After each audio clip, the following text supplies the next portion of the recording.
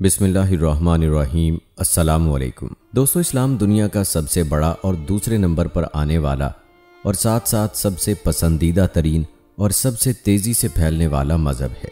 प्यारे दोस्तों, social media पर ख़बरों में हमें सुनने को मिलता है कि किसी न किसी मशहूर पॉलिटिशियन, सेलिब्रिटी या बिजनेसमैन ने इस्लाम कबूल कर लिया, तो ऐसी ख़बरें हमें सुनने को मिलती हैं और ऐसी ख़बरें सुनकर हर मुसलमान खुश होता है, उनका ईमान बढ़ जाता है।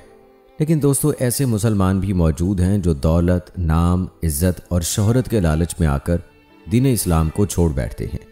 आज की इस वीडियो में हम 10 ऐसे बदकिस्मत लोगों का जिक्र करेंगे जिन्होंने महज चंद रूपों, इज़्ज़त और शोहरत की खातिर दीन इस्लाम को तर्क कर दिया, या यूं कहें कि अल्लाह ताला ने उनके दिलों से ईमान की दौलत को निकाल दिया। नंबर 1, सैयद वसीम रिजवी। प्यारे दोस्तों, सैयद वसीम रिजवी वैसे तो मुसलमान था और अपने भड़काऊ बयान की वजह से मुसलमानों के खिलाफ जहर उगलने से हिंदुस्तान के मुसलमानों के गुस्से की वजह बना रहता था। उसने नाउज़ बिल्लाह सुप्रीम कोर्ट में कुरान मजीद के अंदर से 26 आयतों को निकालने की मुहिम चलाई थी, जिसे सुप्रीम कोर्ट ने खारिज किया और इस्लाम से निकलने के बाद ये मुसलमानों के खिलाफ गुस्ताखी भरी बातें करता रहा।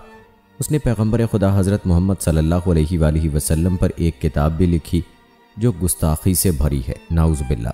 उसने इस्लाम छोड़ने के बाद हिंदू मज़हब अपना लिया और अपना नाम सैयद वसीम रिजवी से बदलकर जतेंद्र नारायण सिंह त्यागी रख लिया और आज ना तो उसकी कोई खबर आती है और ना ही कोई बयान। अल्लाह पाक ने इस पर अपना अजाब इसी सूरत में उतारा। नंबर 2, सलमा। दोस्तों, सलमा इंडोनेशिया की मशहूर मॉडल और एक्ट्रेस है जो कि 4 जनवरी 1980 को इंडोनेशिया में पैदा हुई। उनकी पैदाइश एक मुस्लिम फैमिली में हुई और जल्द ही वो पूरे एशिया की जानी मानी मॉडल बन गई। साल 2010 में उन्होंने बाली के शाही ख़ानदान में शादी करने से पहले इस्लाम को छोड़कर हिंदू मज़हब अपना लिया और शादी के बाद अब तक उनके 2 बच्चे पैदा हो चुके हैं। नंबर 3, हरिलाल मोहनदास गांधी। दोस्तों, भारत में गांधी के नाम से मशहूर इनके सबसे बड़े बेटे हरिलाल गांधी की कहानी काफ़ी अजीब है। हरिलाल गांधी 23 अगस्त 1888 को पैदा हुए और साल 1936 में हरिलाल गांधी की उम्र 48 बरस थी कि उन्होंने पब्लिकली दीन इस्लाम को कबूल कर लिया और अपना नाम बदलकर अब्दुल्लाह गांधी रख लिया। लेकिन लोगों ने उनका मुकम्मल बाइकाट करके उनको बुरा भला कहना शुरू किया, तो उनके माँ बाप ने उनको वापस हिंदू मज़हब में आने के लिए कहा, लिहाजा उन्होंने फिर से इस्लाम छोड़कर हिंदू मज़हब अपना लिया।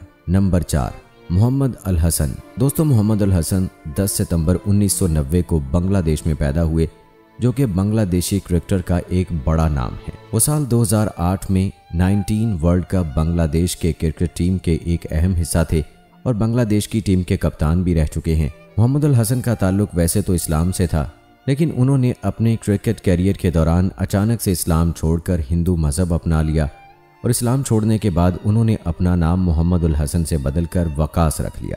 नंबर 5, जोया अख्तर। दोस्तों, जोया अख्तर 14 अक्टूबर 1972 को भारत के शहर मुंबई में पैदा हुई, जो कि एक मशहूर राइटर होने के साथ साथ बेहतरीन डायरेक्टर भी हैं। उन्होंने बॉलीवुड को अब तक बहुत सी बड़ी बड़ी फिल्में दी हैं। जोया के आबाओ अजदाद नामवर स्कॉलर्स में से एक हैं और जोया भी एक मुसलमान के तौर पर ही पैदा हुई थी। लेकिन सबसे पहले जोया के वालिद जावेद अख्तर ने इस्लाम को छोड़ने का ऐलान किया और उसके कुछ अरसे के बाद जोया ने भी इस्लाम को छोड़कर लादीनियत को अपना लिया, यानी उनके मुताबिक इस कायनात का कोई खुदा नहीं है। अस्तगफिरुल्लाह, माज़ल्लाह। नंबर 6, जुबैदा बेगम। दोस्तों, जुबैदा बेगम साल 1911 में मुंबई में पैदा हुई, जो कि एक मुस्लिम फैमिली से ताल्लुक़ रखती थी। जुबैदा बेगम भारत की एक जानी मानी अदाकारा थीं जिन्होंने कई साल तक इंडस्ट्री पर राज किया। उनकी ज़िंदगी से मुतासिर होकर ही साल 2001 में जुबैदा नाम से एक फ़िल्म भी बनाई गई। अपने कैरियर के दौरान जुबैदा को हैदराबाद के एक महाराज से प्यार हो गया, जो कि एक हिंदू घराने से ताल्लुक़ रखते थे। लिहाजा उन्हीं से शादी करने के लिए जुबैदा बेगम ने अपना दीन इस्लाम छोड़ दिया और अपने शौहर के मज़हब को अपनाकर एक रानी बन गई और अपनी दुनिया और आखिरत को तबाह बर्बाद कर लिया। नंबर 7, सारा हैदर। दोस्तों, सारा हैदर पाकिस्तान के शहर कराची में पैदा हुई, जो कि एक सिंगर होने के साथ साथ म्यूज़िक कंपोज़र भी हैं।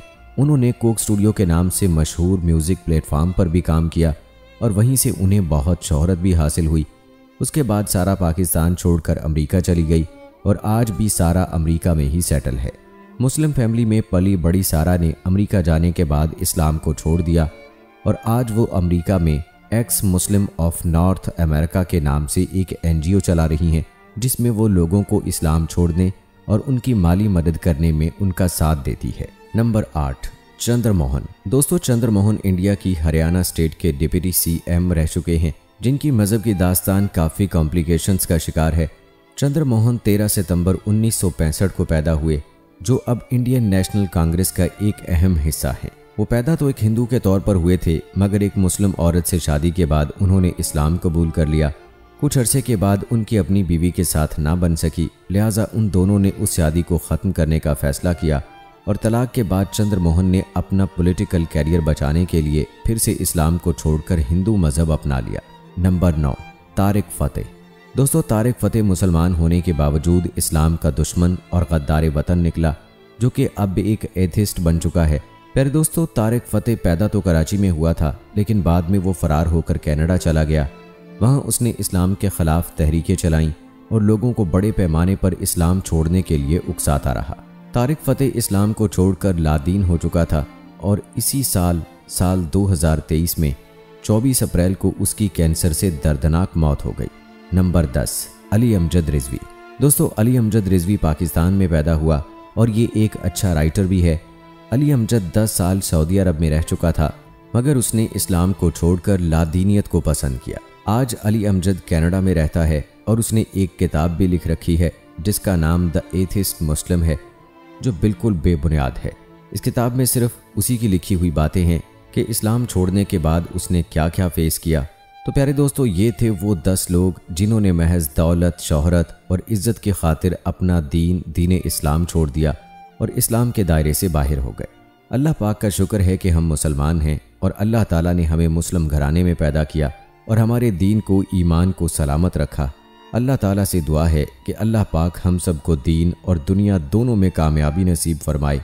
आमीन या रब्बुल आलमीन।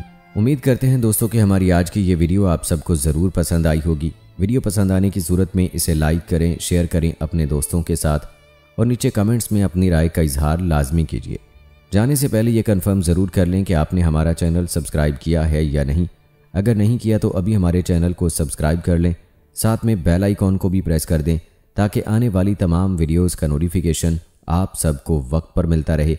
मुझे दीजिए इजाज़त, मिलते हैं आप सबसे अपनी अगली वीडियो में। फ़ी अमानिल्लाह।